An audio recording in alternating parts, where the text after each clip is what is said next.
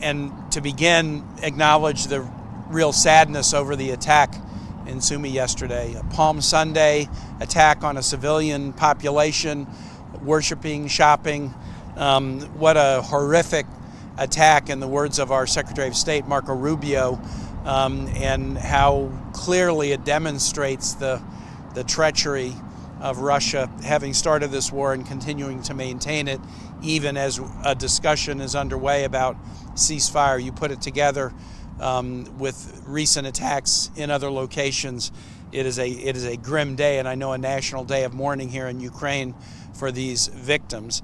Why am I here? I'm a member of the Senate Armed Services Committee, and almost exactly a year ago, in late April, I worked with colleagues over the course of many, many months to get to a place where we voted on a bipartisan bill in both houses to provide $61 billion of defense aid for Ukraine and an additional billions of dollars for humanitarian aid for Ukraine.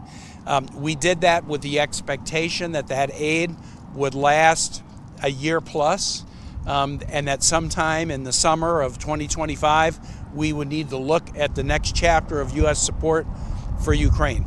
I wanted to come to dialogue with government officials, NGOs, veterans, members of the legislature here, to get the best up-to-the-minute information I could, so that when I go back to Washington this Friday, and I'm going to have additional dialogue with German and Polish officials, I can make the best case with my colleagues that we should continue in a bipartisan way our support for the Ukrainian people, for their self-defense, for humanitarian aid, and also for reconstruction.